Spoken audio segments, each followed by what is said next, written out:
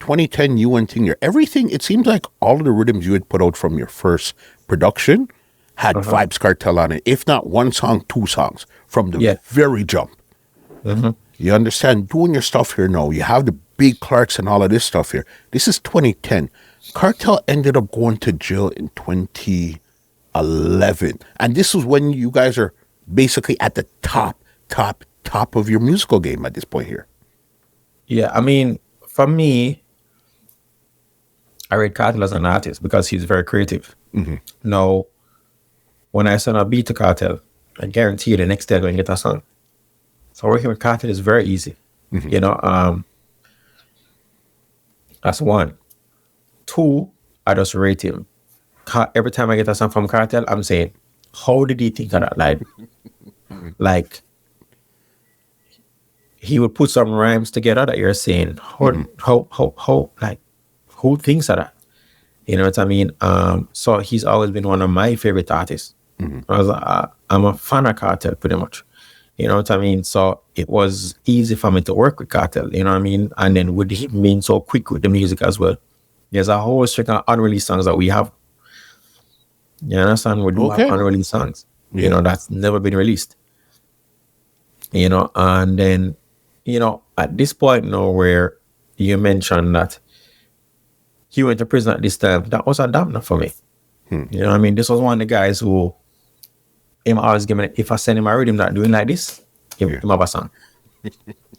You understand? It's like him come with something. Him like, you a clap on me, alright? You understand? It's like it was just crazy. You know what I mean? So yeah, it definitely took a dampener on me. Because one of my guys who actually can give me the first motivation. Because sometimes putting a rhythm together is not easy. It sounds easy when we're speaking about it, but actually reaching out to the artist them and you know, they set up a record and you wait weeks and weeks and then don't record, and sometimes they go in the booth, and when you go in the booth they start it and do the first verse and they say, okay, I've come up with the second verse. It's like, it's hard. So working with someone like Cartel, who you can just say, send a beat, and then the next day he sends you back a full complete song. And it's not just any song, it's a bad song. Yeah, definitely put a damn on me. You understand? For me, and it slowed down my creative process at that time. So at first, I guess when he got locked up, to keep the momentum going, you just had to start releasing stuff that you had recorded already. For sure. So I did have some stuff that was in the safe. I like to call it. You understand? I did start to do some stuff that was in the safe. Yeah. Until that changed a little bit and he wanted some more fresher stuff. So those kind of songs start to come out now. What was the telephone sounding ones? That's what I was going to ask you. What was the first song that you guys now recorded with him being locked up at this time? I think we did Do It Where I Do It. I Do It Where I Do It. Yeah, I think that was the first one. And this was probably about a year after he got locked up? This was 2012, I think. Oh, yeah, about a year. 2013. I can't remember. Yeah. Is that a 12 or 13? I don't remember. And what was it like now working with him, being behind bars and you're on the road? What was that process like, putting those songs together? It was a lot of work.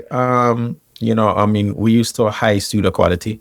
We were getting high studio quality. So, you know, it was a lot of work to try and figure out how we can get this to sound good. You know what I mean? Close enough to good. You know, so it's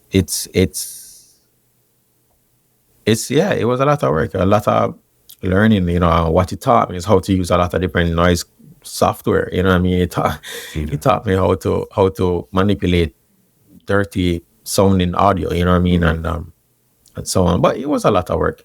You had other producers as well who helped in this whole process as well, to help and clean them up and fix it up. You know what I mean? So it can sound at least decent enough. Because what I find funny, and there are some songs that we actually, I mean, I don't want to say what they are, but we actually intentionally put that tone on it just to give you that vibe. Yeah. So it makes sense. So it's almost like it's supposed to sound this way. It's supposed to sound this way. Yeah. Because I remember watching an interview where somebody was asking you, it's so funny to go back and watch all the interviews when everybody's asking, is he recording in jail? And to see everybody's answer back then, it's like, no, not really. These songs we had from Years ago. Yeah, Yeah. and yeah, look over there. What's going on over there? Yeah. Yeah. I guess nobody wants to say that. Um, but yeah, we did have the older stuff that we were trying to manipulate to make it sound like that as well. So, yeah. Definitely. You're doing your stuff there now. There's a big event that you have called Strictly Y2K. All right. Well, no, why that's strictly 2K. Strictly 2K? Yes. When did you start? When did you start that? So I was with some guys who put on parties. They came to the radio station and they were doing something, and I knew them because I always book me for shows and that kind of stuff. And I was saying to them like, "Yo, guys, like these shows we're not doing, I need a little twist to it, you know. Like we can't be doing the same 90s show over and over and over and over and over, you know." And they're like, "Okay, so what do you think?" I said, "Just why don't we do a 2000 show? Like just you guys just do a 2000 show and we can get to play these songs and whatever it is. It's fresh. It's gonna be different." And he's like, "Okay, you wanna do it with me?" You know, and I was like, "Okay, no problem." You know, and that was how Strictly 2K came about. So this guy was IB Conte. So he was doing a lot of parties at the time, and that's how Strictly 2K came about, where we just started to plan it. And we said, okay, what kind of music and whatever it is. At the time, they had a party called Strictly Addy. Yes. So they were the first ones who came out with that Strictly Cartel party. So they had Strictly Addy at the time, and I used to play on it a lot. So he's like, "Okay, what do you think about Strictly 2K? We can just call it Strictly 2K and what is the 2000 music?" And the question came up if we should call it Y2K or 2K. We're like, no, we're leaving out the Y. We don't know why they even put the Y in there in the beginning. Strictly 2K, strictly 2000s, you know. And that's it. You know, that's how Strictly 2K came about. And it's happening on May 24th. It's going to be off the chain. I have to plug it. Hey. What year was your first year? That I'll have to look back on. I don't know if it's 2015. I don't remember. I can't remember. I think it's 2015. And what we're seeing now is it didn't start that size that it is. Oh right no, now. definitely. My first Strictly 2K was 700 in total, including complimentary as well as named people.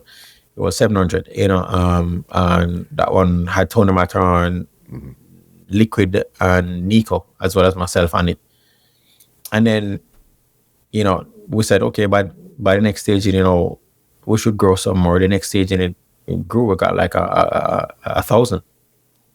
And then by the third stage, you know, we're like, okay, this venue can't hold. You understand? So we had to change the venue.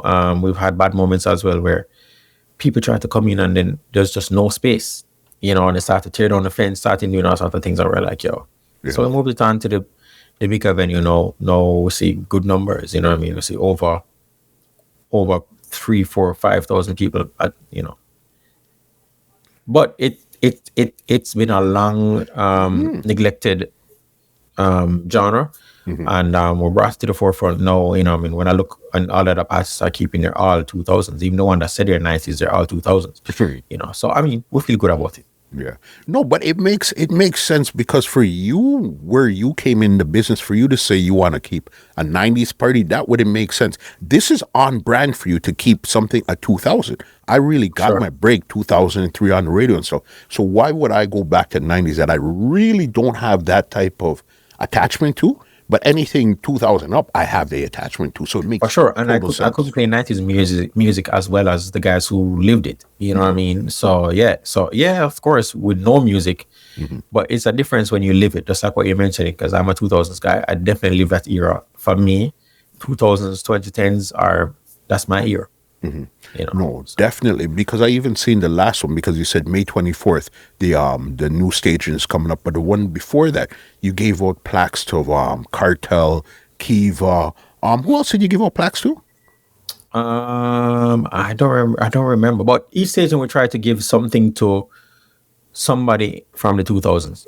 It's not, we don't always do it on stage, but you know, we would have done something behind the scenes, like we wanted to do a mural downtown, and we gave our plaques to some other people in the game, some of the dancers, some of those other things, some other people, but we didn't bring it to the stage where like, yo, we just respect you for your contribution.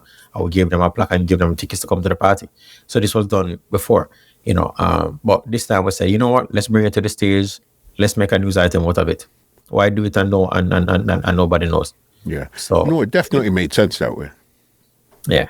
Click here to watch the full episode and don't forget to subscribe.